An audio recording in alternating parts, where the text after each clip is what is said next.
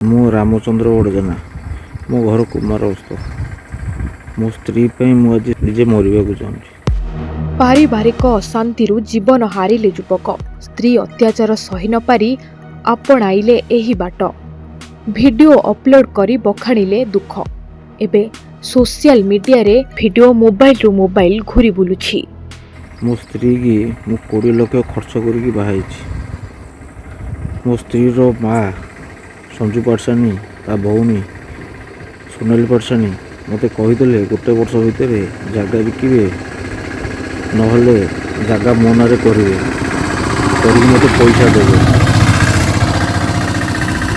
ତାପରେ ପଇସା ନ ଦିଅନ୍ତୁ ମୁଁ ବି ଅବଜେକ୍ସନ୍ କରିନି, କିନ୍ତୁ ତାପରେ ସଞ୍ଜୁ ପାଟ୍ସାଣୀ ରୂପାର ମା ରୂପାକୁ କରୁଛି, ଫୋର୍ସ କରୁଛି ତୁ ତାଙ୍କ ଘରେ ଡିସବାଉନ୍ସ କରେ, ତା ସହିତ କହ ମୁଁ ଛାଡ଼ପତ୍ର ନେବି, ସବୁ ତାଙ୍କୁ ଡରା ଧମକା ଏସବୁ ଜିନିଷ, ନହେଲେ ତୋ ଝିଅକୁ ମାରିଦେବି, ଏମିତିଆ ବି ମୋତେ ଧମକ ଏସବୁ ଜିନିଷ ଇଏ କରୁଛି। ମୋର ଆଉ କିଛି ବାଟ ନାହିଁ। ଏଭଳି ଏକ ଅଭାବନୀୟ ଘଟଣା ଘଟିଛି ଶିଳ୍ପାଞ୍ଚଳ ଥାନା ଅନ୍ତର୍ଗତ କୁମାରବସ୍ତ ଗ୍ରାମରେ। ଗତକାଲି ରାତିରେ ଜଙ୍କିଆ ଥାନା ଅନ୍ତର୍ଗତ ନରଣଗଡ଼ ଟ୍ରେନ୍ ଲାଇନ୍ରେ ଏକ ଯୁବକଙ୍କ ମୃତଦେହ ମିଳିଥିଲା। ମୃତଦେହ ରାମଚନ୍ଦ୍ରଙ୍କର ବୋଲି ଚିହ୍ନଟ କରିଥିଲେ ତାଙ୍କ ପରିବାର ଲୋକେ। ରାମଚନ୍ଦ୍ର ଜଙ୍କିଆ ଥାନା ଅଞ୍ଚଳରେ ବିବାହ କରିଥିଲେ। ତାଙ୍କର ଏକ କନ୍ୟା ସନ୍ତାନ ମଧ୍ୟ ଅଛି।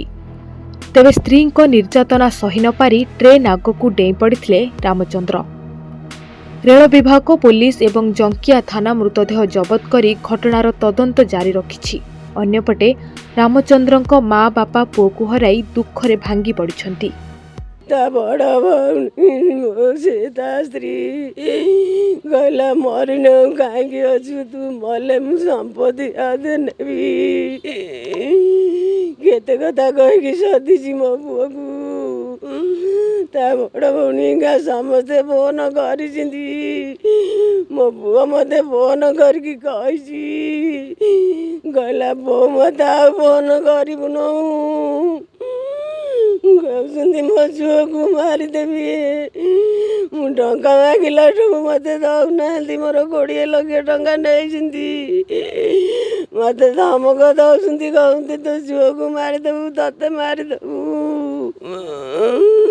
ମୋ ପୁଅକୁ ମାରିଦେଲେ ଲୋ କହିକିରି। ଘଟଣା ହେଲା, ସିଏ ବିବାହ ହେଲାଠୁ ମାସେ 2 ମାସ ଯଦି ଘରେ ରହିବ, ଖାଲି ଆକ ଇଆଡ଼ୁ ଫୋନ୍ ଯିବ, ଆସେ ଯିବୁ ବୁଲିକିରି। ପ୍ରତି 8 ଦିନେ ଥରେ ଯଦି ନ ଆଣିବ ତାହେଲେ ଲଙ୍କା କାଣ୍ଡ କରିବ ଘରେ। କେତେ ବରଦାସ୍ତ କରିବୁ, ବହୁତ ସହି ସମ୍ଭାଳିକିରି ରହିଥିଲୁ। ସେ ତ ତାକୁ 20 ଲକ୍ଷ ଟଙ୍କା ନେଇଥିଲେ। ସେ ବାହାରକୁ ଯେତେକ ଜିନିଷପତ୍ର ଦେଇଛନ୍ତି ସବୁ ମୋରି ପଇସାରେ ସବୁ ଆଇଛି।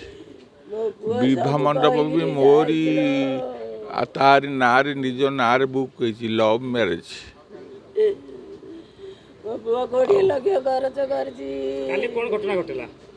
କାଲି ସେ ସବୁଦିନ ଯେମିତି ଆସନ୍ତି, ସେ ଘରେ ଇଆଡ଼େ ଫୋନ୍ କରିଦିଅନ୍ତି, ସେ ଆସନ୍ତି। ଆସିଲା ପରେ ସେ କ'ଣ, ସେ ମା ଝିଅ ଆମ ପୁଅ ତାକୁ ନେଇକି ଆସିଲା।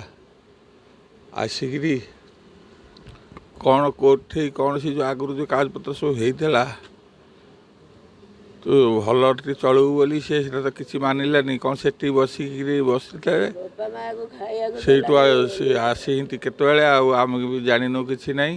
ଆମେ କହିଲୁ ଯାହା ଏମିତି କେଉଁଠୁ ଆସିବେ, ଆମେ ଶୁଣିଲା ବେଳକୁ 6-7 ବେଳକୁ ଏମିତି ଅବସ୍ଥା। ଖୋର୍ଦ୍ଧାରୁ ପ୍ରଭାତଙ୍କ ରିପୋର୍ଟ, ଧରିତ୍ରୀ ଲାଇଭ୍।